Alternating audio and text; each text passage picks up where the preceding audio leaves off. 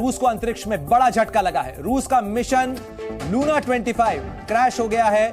रूस का यह मिशन चंद्रमा के लिए रवाना हुआ था। चंद्रमा के उसी दक्षिणी ध्रुव पर इसे भी लैंड करना था और भारत के चंद्रयान 3 से पहले इसके लैंडिंग की अपेक्षा की जा रही थी, इसकी उम्मीद की जा रही थी, लेकिन चंद घंटों पहले तकनीकी खामी का यह शिकार हुआ। उस वक्त तकनीकी खामी का यह शिकार हुआ जब इसका ऑर्बिट बदला जा रहा था, यानी प्री लैंडिंग ऑर्बिट में प्रवेश से पहले तकनीकी खामी का शिकार हुआ रूस का लूना 25 मिशन। और ऑर्बिट चेंज की इसी प्रक्रिया में कामयाब न रहने के बाद यह लूना 25 मिशन चंद्रमा पर गिर गया है, चंद्रमा पर यह क्रैश हुआ है। और इसके साथ ही रूस की स्पेस एजेंसी रोसकॉस्मोस ने इस बात की पुष्टि कर दी है कि अब लूना 25 खत्म हो चुका है। तो इस समय की बड़ी खबर आपको बता रहे हैं, रूस का लूना 25 मिशन नाकामयाब रहा, फेल हो गया है और यह मिशन अब क्रैश हो चुका है।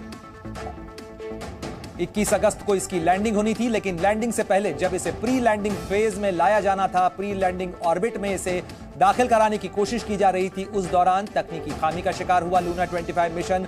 और उसके बाद यह लूना 25 मिशन जो रूस का था वो क्रैश हो चुका है, यानी अब ये लूना 25 मिशन नाकामयाब हो चुका है, इसे किसी भी तरीके से लौटाया नहीं जा सकता है।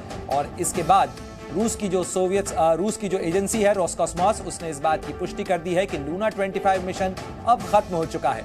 यानी अब सारी नजरें, दुनिया भर की तमाम स्पेस एजेंसीज की नजरें इस समय लगी हैं चंद्रयान 3 पर, जो कदम दर कदम करीब बढ़ रहा है लैंडिंग के, और दक्षिण ध्रुव जो चंद्रमा का है उस पर इसकी लैंडिंग होनी है।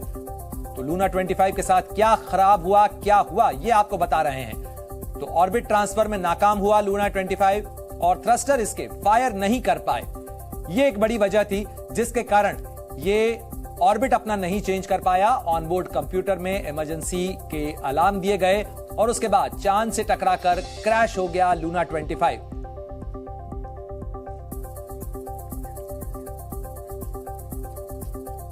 और इस खबर पर ज्यादा जानकारी के लिए सीधे रुख करते हैं, हमारे साथ विनोद कुमार श्रीवास्तव जुड़ गए हैं, पूर्व इसरो वैज्ञानिक हैं। श्रीवास्तव जी, जिस तरीके से कहा जाए चंद्रयान 3 कदम दर कदम करीब पहुंच रहा है, वहीं रूस को बड़ा झटका लगा है लूना 25, यानी जो प्रोवन टेक्नोलॉजी थी, जिनके पास दावे किए जा रहे थे कि उनके पास जो तकनीकी सिद्धहस्त है वो मौजूद है, लेकिन लूना 25 क्रैश हो गया। क्या कुछ हुआ होगा सर? ये जब एक कक्षा से दूसरी कक्षा को कम करते हैं तो उसमें जो वो थ्रस्टर्स लगे हुए रहते हैं उनको फायर किया जाता है।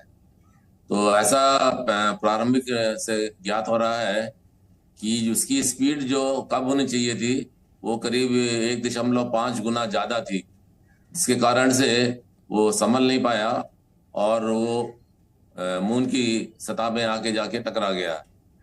तो जो थ्रस्टर्स लगे रहते हैं जो कि पूरा स्पीड्स को कम करते हैं ताकि जब वो मून की सतह से करीब 10-12 किलोमीटर तो ऊपर रहे तो सारी प्रक्रिया शुरू करके उसको लैंड कराते हैं। लेकिन यहाँ पे ऐसा प्रतीत हो रहा है, प्रारंभिक सूचनाएं मिल रही हैं कि उनसे जो उसकी स्पीड, जिस गति से ब्रेक लगाया गया था, वो ब्रेक लगाने की जो क्षमता थी उससे 1.5 गुना कम लगा, इसलिए वो काफी तेज स्पीड में था और वो संभल नहीं पाया। ऐसा प्रारंभिक जो सूचनाएं दी थी रोसकॉस्मोस ने। विनोद जी, इस समय जाहिर तौर पर इस घटना के बाद, इस डेटा के सामने आने के बाद में जाहिर तौर पर इसरो के वैज्ञानिक जो कि मिशन कंट्रोल रूम है, मिशन ऑपरेशन कॉम्प्लेक्स है, वहां पर भी कुछ धड़कनें बढ़ी होंगी। ये ज्यादातर अंतरिक्ष में जो लोग काम करते हैं उनके जो डेटा वो सार्वजनिक नहीं करते हैं। ये डेटा अगर यूज करेंगे जब उनका जो अगला मिशन होगा लूना 26 या 26, उसमें शायद ये वहां पर जोड़ा जाए और उसको एनालाइज करेंगे। लेकिन ये सार्वजनिक, हम कोई भी संस्था जो है अंतरिक्ष में अपने डेटा को कभी भी साक्षात नहीं, सम्मिलित नहीं करती है। नहीं, लेकिन विनोद जी, मेरा सवाल इस चीज को लेकर था कि इस घटना के बाद, क्योंकि चंद्रयान 2 के अगर आप देखें 2019 में जिस तरीके से वो क्रैश हुआ था, आखिरी के 20 मिनट बहुत महत्वपूर्ण थे और उसी दौरान क्रैश की घटना हुई थी। अब लूना 25 के साथ भी ऐसा ही हुआ, प्री लैंडिंग ऑर्बिट में वो प्रवेश नहीं कर पाया और वो क्रैश हो गया। तो मैं ये जानना चाह रहा था कि क्या चंद्रयान 3 से जुड़ी हुई जो टीम है उसकी भी कुछ धड़कनें बढ़ी होंगी, क्योंकि हम अब लैंडिंग के काफी नजदीक पहुंच चुके हैं। जो हम चंद्रयान 3 में लैंडिंग करने जा रहे हैं उसके सारे प्रोग्राम, जो कुछ भी करना है वो सारा डिसाइड हो चुका है और सारे उसके सिग्नल्स और जितने भी उसको ऑनबोर्ड प्रोग्राम देने हैं वो सब उस पर लोड हो चुके हैं। इस घटना से हम कुछ उसमें बदलाव नहीं कर सकते हैं। जैसा कि आप सोच रहे होंगे ऐसा कुछ नहीं होने वाला है, और जो हमारा प्रोग्राम है हम उसी के मुताबिक ही काम करेंगे, और समय के अनुसार जो गति है और जितने समय थ्रस्टर फायर होना है वो सब उसी हिसाब से किए जाएंगे।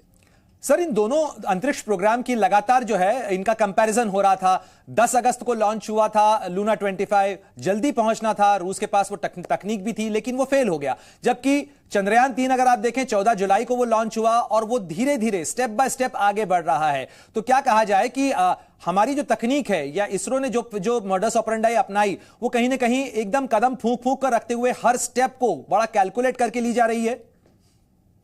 नहीं, हमारा जो प्रोग्राम है, जितने जितने हमारे पास में बाहुबली रॉकेट हैं, जितने सक्षम है, और कंट्रीज के पास में स्पेशली रशिया के पास में बहुत स्ट्रांग है, वो उनका उपयोग करके जो हम पृथ्वी की 6 परिक्रमा करने के बाद में हम बाहर निकल के चांद की ओर गए थे, उन्होंने उसको उचित नहीं समझा, क्योंकि उनके पास में बहुत ही शक्तिशाली सेमी क्रायोजेनिक रॉकेट था, जिसके कारण वो बाहर निकल गए। तो वो एक तरह की टेक्निक है, एक तरह की टेक्निकल विशेषता उनके पास में है, जो हम लोग भी तैयार कर रहे हैं। हो सकता है आने वाले 2-3 वर्षों में हमारा जो बाहुबली रॉकेट है उसकी क्षमता बढ़ा दी जाएगी, और वो भी RP1 या केरोसिन और लिक्विड ऑक्सीजन चलेगा। तो हमको लगता नहीं है कि अगर हम आगे इंटरप्लेनेटरी मिशन में काम करेंगे तो उसके लिए हमको पृथ्वी की परिक्रमा नहीं करनी पड़ेगी, और हम भी हो सकता है कि सीधे। सर, आज मध्यरात्रि के बाद जो है इसरो ने डी बूस्टिंग भी की चंद्रयान 3 की, और उसके साथ ही अब से कुछ देर पहले जो लैंडिंग का टाइम है वो भी चेंज किया गया है। अब 6:04 का वक्त होगा जबकि चंद्रमा पर लैंडिंग होगी चंद्रयान 3 की। ये जो बदलाव है, ये जो 6:04 का टाइमिंग का बदलाव किया गया, ये आखिर क्यों और कैसे किया गया? देखिए, जब कोई भी सैटेलाइट किसी की परिक्रमा करती है, तो जब प्रोग्राम शुरू में बनाया था, जब वो की उस समय एक उसकी गति को हमने लिया था, और हमने एक कक्षा ली थी। जैसे कि हमको पहले बताया गया था कि हम 100x100 के कक्षा में जाएंगे, और हमने एक उसमें ये वेलोसिटी से जाएंगे, करीब 2 से 2 किलोमीटर पर सेकंड से कम की वेलोसिटी में हमारा चंद्रयान घूमेगा। लेकिन आज की परिस्थिति में जब देखा जाएगा तो जो 100x100 था वो थोड़ा सा ऊपर नीचे है, ±5 किलोमीटर में, और उसी हिसाब से गति भी थोड़ा बहुत बदलाव आया होगा। उन सबको कैलकुलेट करने के बाद में डिसाइड किया जाता है कि कब से जब नियरेस्ट पोजीशन में होगा मून में 25 किलोमीटर के रेडियस में, जबकि हमने पहले 30 किलोमीटर सोचा था, तो उसी हिसाब से डिसीजन लिए जाते हैं, और वो समय कैलकुलेट करने के बाद में सार्वजनिक किया गया है। सर, अब अगर बात की जाए तो अब लैंडिंग का ही फेज बचा है चंद्रयान 3 के लिए। अगर चंद्रयान 3 के लैंडिंग की बात की जाए तो अब कौन से चरण बाकी हैं, अब कौन से स्टेप होने वाले हैं? अब सबसे महत्वपूर्ण चरण तो अभी लैंडिंग का ही होगा, जबकि आपको ब्रेकिंग सिस्टम काम करना है। चंद्रयान अपना जो इसकी हॉरिजॉन्टल वेलोसिटी है और इसकी लैटरल वेलोसिटी है, जो कि पिछली बार थोड़ा कंट्रोल में नहीं आ पाई थी, इस बार और बहुत सारे एक्सपेरिमेंट्स किए गए हैं ताकि लैटरल वेलोसिटी और फॉरवर्ड वेलोसिटी को कंट्रोल में रखा जाए। उसके लिए बहुत सारे सॉफ्टवेयर मॉडिफाई किए गए हैं और बहुत सारे एक्सपेरिमेंट्स किए गए, ताकि ये दोबारा जो चंद्रयान 2 में त्रुटि रह गई थी वो इसमें ना हो पाए। तो अब सारे के सारे प्रोग्राम जो कि पहले बताए गए थे चंद्रयान 2 के लिए कि हमारा 15 मिनट का जो आखिरी का बहुत ही क्रिटिकल होगा, वो अभी भी उसी में है। लेकिन हमारे चेयरमैन साहब ने बताया हुआ है कि हमारे कम से कम 2 रॉकेट अगर काम करते हैं और भी थोड़ा सिस्टम में अगर बदलाव हुआ, तब भी हम सफलतापूर्वक चांद पे लैंड करेंगे। सर, एक बार फिर अगर आप दर्शकों के सहूलियत के लिए बता पाएं कि इस बार हमने चंद्रयान 2 से ज्यादा क्या कुछ बेहतर किया है कि ये लैंडिंग सॉफ्ट लैंडिंग भी हो सके, इंपैक्ट से किसी तरीके का नुकसान भी नहीं हो, और क्या क्या इंश्योरेंस इसके अंदर किए गए हैं, यानी क्या क्या वो तकनीकी सुनिश्चितताएं की गई हैं इसके अंदर? अब आप चंद्रयान 2 में जो जो कमियां रह गई थी जिसके कारण कि वो क्रैश लैंड कर गया था, हमने उसके सिमुलेशन के लिए चंद्रयान 3 में उसी के मुताबिक एक हार्डवेयर बनाया, जिसमें कि 4 रॉकेट को इंजन लगाए गए, और वही थ्रस्ट क्रिएट किया गया एक 80 मीटर ऊंचे क्रेन में लटका के, ये देखने के लिए कि उसकी फॉरवर्ड वेलोसिटी हवा में तो सर, अब क्या ये माना जाए कि लूना 25 के रेस से बाहर होने के बाद अब चंद्रयान 3 दुनिया के में दक्षिण जो चंद्रमा का ध्रुव है उसके लिहाज से सबसे महत्वपूर्ण मिशन हो गया है? जरूर सही है, क्योंकि अभी सबकी होड़ इस बात पे लगी हुई है कि हम सबसे पहले ये बताएं कि पानी जो कि वाकई में जो लिक्विड फॉर्म में या सॉलिड फॉर्म में मिल सकता है, उसकी होड़ लगी हुई है। इसके पहले चंद्रयान ये नहीं बताया था कि हम जो जिन अवयवों से पानी बनता है, हाइड्रोक्सिल आयन और हाइड्रोजन, उसके उन्होंने उसकी पुष्टि की थी।